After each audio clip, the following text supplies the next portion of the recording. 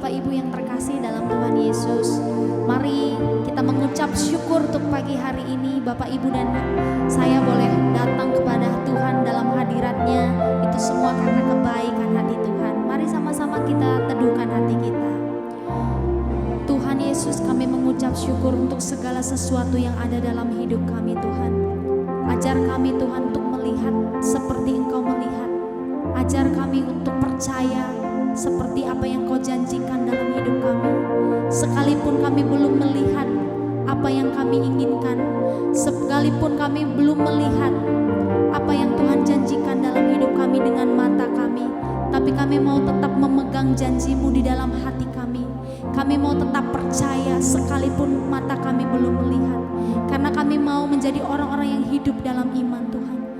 Sebab kami mau Tuhan, hidup kami bukan tergantung apa yang kami lihat, tapi kami mau tergantung kepada janji firman-Mu. Kami mau tetap pegang janji-Mu Tuhan. Kami mau tetap percaya Tuhan, bahwa segala sesuatu yang Tuhan izinkan terjadi dalam hidup kami bukan tanpa maksud dan tujuan, tapi kami percaya Tuhan Yesus bahwa Engkau akan membuat segala sesuatu menjadi indah pada waktunya Tuhan. Kami mengucap syukur kepada Tuhan Yesus. Biarlah pujian dari hati kami boleh mengalir Tuhan pagi hari ini. Ku sadar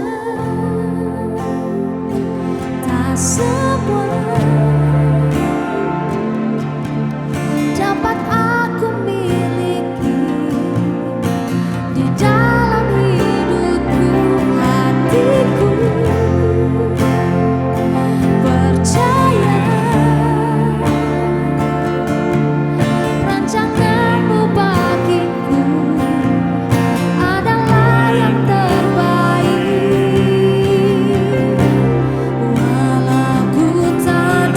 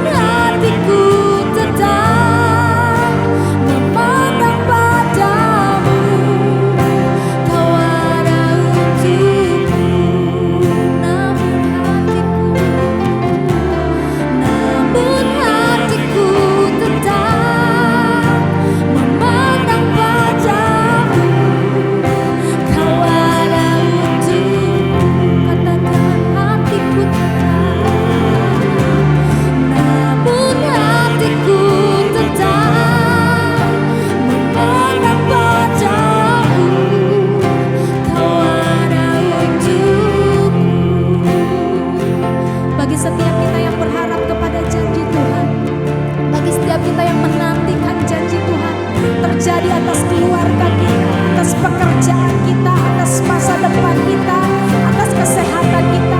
Hari ini kita mau tetap memandang kepada Tuhan, bukan kepada keadaan kita.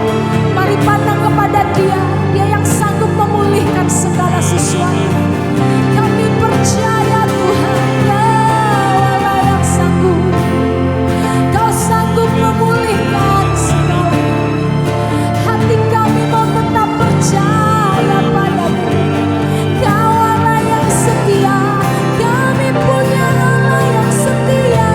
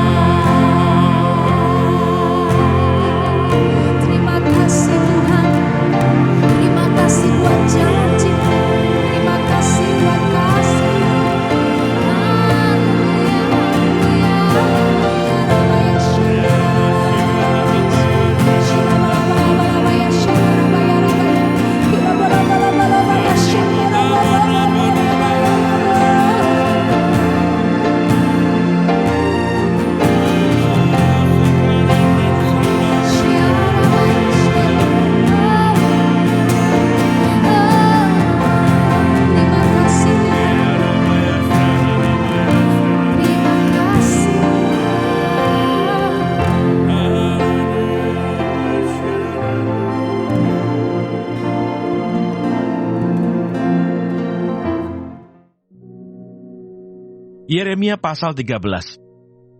Ikat pinggang yang menjadi lapuk. Beginilah firman Tuhan kepadaku. Pergilah membeli ikat pinggang lenan, ikatlah itu pada pinggangmu, tetapi jangan kau celupkan ke dalam air. Maka aku membeli ikat pinggang seperti yang difirmankan Tuhan, lalu mengikatkannya pada pinggangku. Sesudah itu datanglah firman Tuhan kepadaku untuk kedua kalinya bunyinya. Ambillah ikat pinggang yang telah kau beli, dan yang sekarang pada pinggangmu itu. Pergilah segera ke sungai Efrat untuk menyembunyikannya di sana, di celah-celah bukit batu. Maka pergilah aku, lalu menyembunyikannya di pinggir sungai Efrat, seperti yang diperintahkan Tuhan kepadaku. Sesudah beberapa waktu lamanya berfirmanlah Tuhan kepadaku, pergilah segera ke sungai Efrat, mengambil dari sana ikat pinggang yang kuperintahkan kau sembunyikan di sana. Maka pergilah aku ke sungai Efrat, lalu aku menggali dan mengambil ikat pinggang itu dari tempat aku menyembunyikannya. Tetapi ternyata ikat pinggang itu sudah lapuk, tidak berguna untuk apapun. Lalu datanglah firman Tuhan kepadaku. Beginilah firman Tuhan, demikianlah aku akan menghapuskan kecongkak bongakan Yehuda dan Yerusalem. Bangsa yang jahat ini, yang enggan mendengarkan perkataan-perkataanku, yang mengikuti kedegilan hatinya, dan mengikuti Allah lain untuk beribadah, dan sujud menyembah kepada mereka, akan menjadi seperti ikat pinggang ini, yang tidak berguna untuk apapun. Sebab seperti ikat pinggang melekat pada pinggang seseorang, demikianlah tadinya segenap kaum Israel dan segenap kaum Yehuda kulekatkan kepadaku. Demikianlah firman Tuhan, supaya mereka itu menjadi umatku, menjadi ternama, terpuji dan terhormat bagiku. Tetapi mereka itu tidak mau mendengar. Buyung anggur yang dipecahkan. Katakanlah kepada mereka firman ini, beginilah firman Tuhan Allah Israel, setiap buyung harus dipenuhi dengan anggur. Dan jika mereka berkata kepadamu, masakan kami tidak tahu betul bahwa setiap buyung harus dipenuhi dengan anggur? Maka katakanlah kepada mereka, beginilah firman Tuhan, sesungguhnya seluruh penduduk negeri ini akan kupenuhi dengan kemabukan. Para raja yang duduk di atas tahta Daud, para imam, para nabi, dan seluruh penduduk Yerusalem. Aku akan membantingkan seorang kepada yang lain, sampai mereka hancur. Bapa-bapa dengan anak-anaknya, demikianlah firman Tuhan. Aku akan membinasakan mereka tanpa belas kasihan, tanpa merasa sayang dan tanpa ampun. Peringatan dan ancaman. Dengarlah, pasanglah telingamu, janganlah kamu tinggi hati. Sebab Tuhan telah berfirman, permuliakanlah Tuhan Allahmu. Sebelum ia membuat hari menjadi gelap, sebelum kakimu tersandung di atas bukit-bukit yang diliputi senja, sementara kamu menanti-nantikan terang, tetapi ia menjadikan hari kelam pekat dan mengubahnya menjadi gelap gulita. Jika kamu tidak mau mendengarkannya, aku akan menangis di tempat yang tersembunyi oleh karena kesombonganmu. Air mataku akan berlinang-linang, bahkan akan bercucuran, oleh sebab kawanan domba Tuhan diangkut tertawaan. Katakanlah kepada raja dan kepada ibu suri, duduklah di tempat yang rendah sekali, sebab mahkota kemuliaanmu sudah turun dari kepalamu. Kota-kota tanah Negeb sudah ditutup gerbangnya, dan tidak ada seorang pun yang membukanya. Segenap Yehuda sudah diangkut ke dalam pembuangan, diangkut ke dalam pembuangan seluruhnya. Layangkanlah matamu, hai Yerusalem, dan lihatlah, ada orang-orang datang dari utara. Di manakah kawanan ternak yang diberikan kepadamu? Kambing domba yang menjadi kemuliaanmu. Apakah yang kau katakan apabila diangkat menjadi kepalamu? Orang-orang yang kau perlakukan sebagai pacar? Bukankah kesakitan akan menyergap engkau, seperti halnya seorang perempuan yang melahirkan? Dan apabila engkau bertanya dalam hatimu, mengapakah semuanya ini menimpa aku? Karena banyaknya kesalahanmu lah, maka disingkapkan ujung kainmu, dan engkau diperkosa. Dapatkah orang Ethiopia mengganti kulitnya, atau macan tutul mengubah belangnya? Masakan kamu dapat berbuat baik, hai orang-orang yang membiasakan diri berbuat jahat? Aku akan menghamburkan mereka seperti sekam yang diterbangkan angin padang gurun. Itulah nasibmu, bagianmu yang telah kuukur untukmu. Demikianlah firman Tuhan. Karena engkau melupakan aku dan mempercayai dusta, aku pun juga akan mengangkat ujung kainmu sampai kepada mukamu, sehingga kelihatan auratmu. Zinahmu dan ringkikmu, persundalanmu yang mesum, di atas bukit-bukit dan di padang-padang.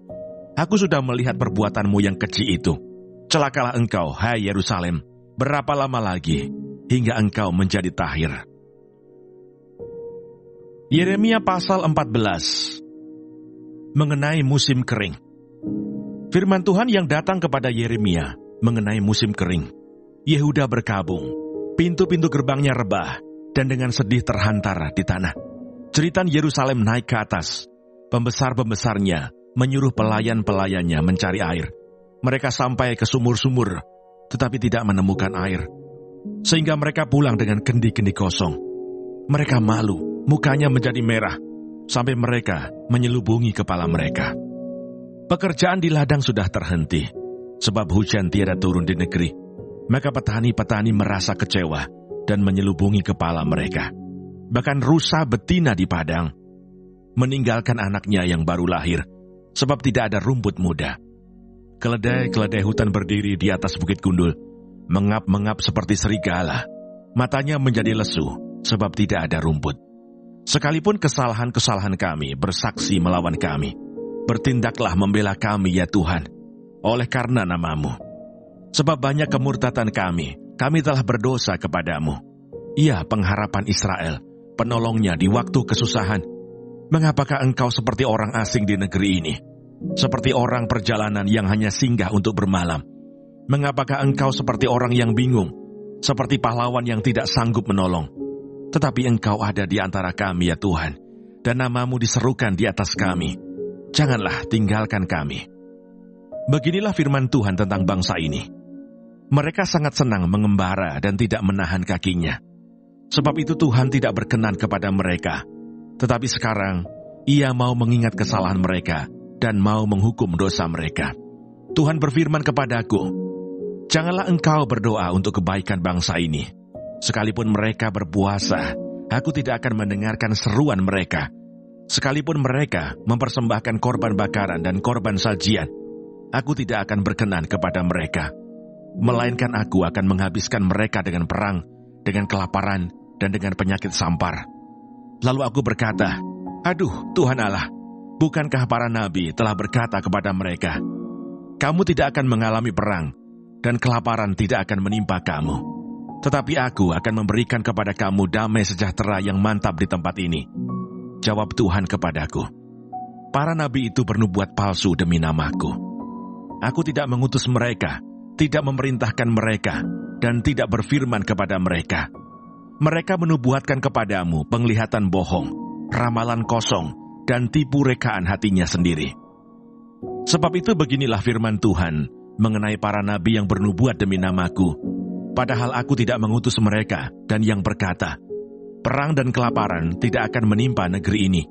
Para nabi itu sendiri akan habis mati oleh perang dan kelaparan. Dan bangsa yang kepadanya mereka bernubuat akan tercampak mati di jalan-jalan Yerusalem, disebabkan oleh kelaparan dan perang, dan tidak ada orang yang akan menguburkan mereka.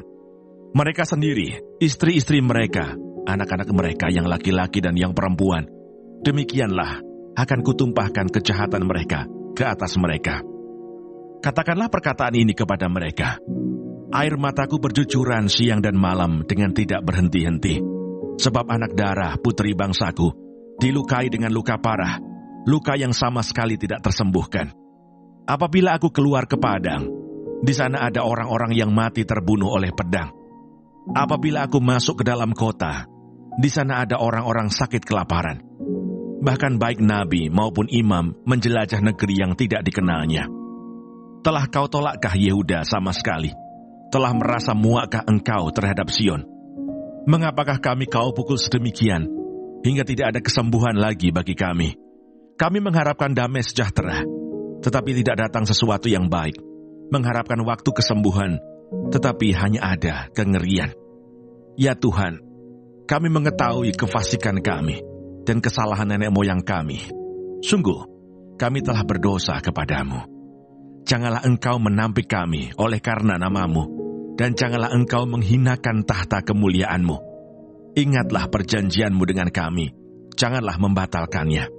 Adakah yang dapat menurunkan hujan di antara dewa kesia-siaan bangsa-bangsa itu? Atau dapatkah langit sendiri memberi hujan lebat? Bukankah hanya Engkau saja ya Tuhan Allah kami, pengharapan kami, yang membuat semuanya itu? Terima kasih Tuhan untuk firman-Mu pada pagi hari ini. Sungguh mengingatkan kami Tuhan, untuk kami hidup semakin hari semakin berkenan di hadapan Tuhan.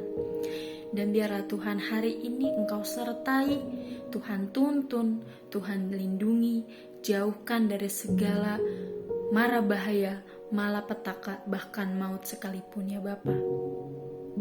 Bapa kami yang di surga, dikuduskanlah namamu, datanglah kerajaanmu, jadilah kehendak-Mu di bumi seperti di surga. Berikanlah kami pada hari ini makanan kami yang secukupnya, dan ampunilah kami akan kesalahan kami, seperti kami juga mengampuni orang yang bersalah kepada kami. Dan janganlah membawa kami ke dalam pencobaan, tetapi lepaskanlah kami daripada yang jahat. Karena Engkaulah yang mempunyai kerajaan dan kuasa dan kemuliaan sampai selama-lamanya. Amin.